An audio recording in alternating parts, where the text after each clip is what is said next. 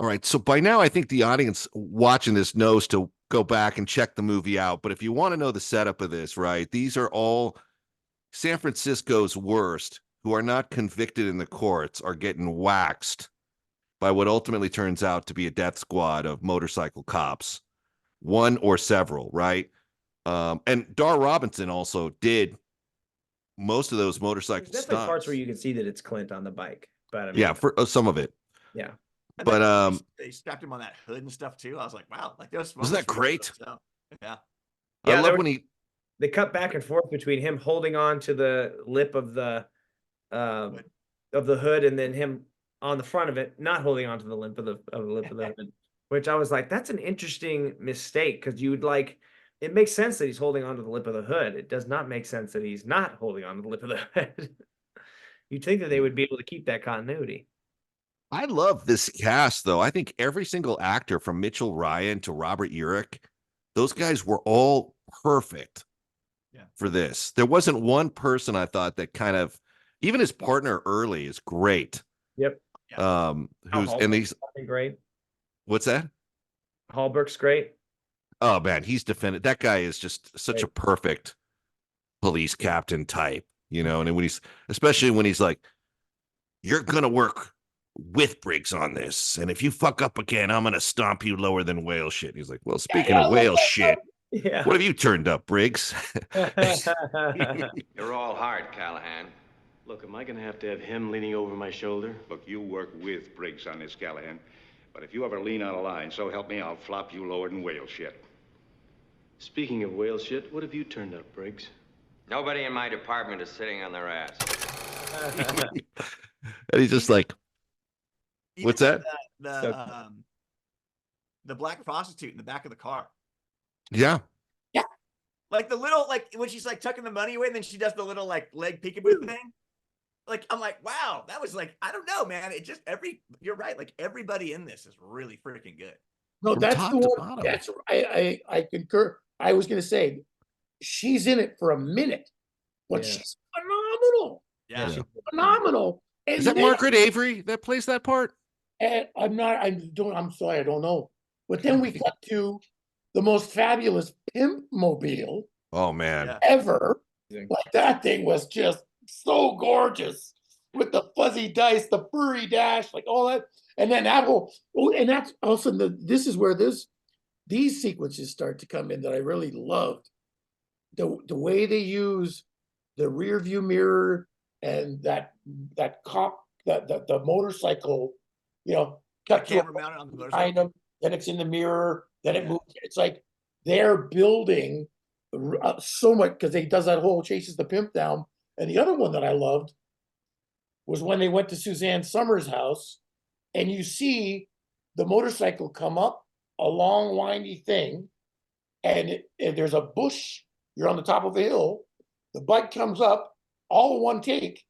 The cop walks up and re-enters frame with the bag and the gun. Yeah.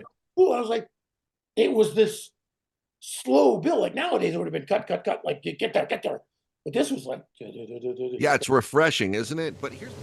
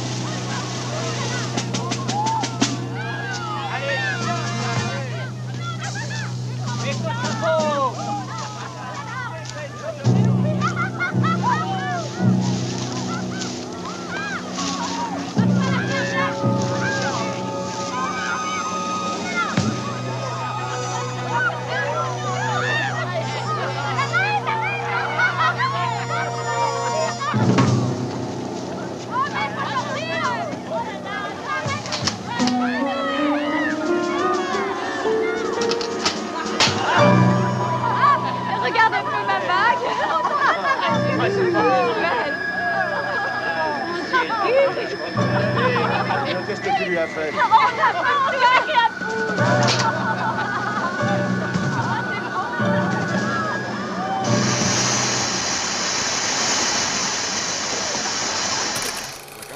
I wasn't present in the vigilante planning meeting, but like if I didn't put my hand up and say, well, why the guys in the pool? Like I get the mob guys. Like you could sell me on that if I had a vigilante mindset, and you can sell me on some of this, but I'm like, why the pool party?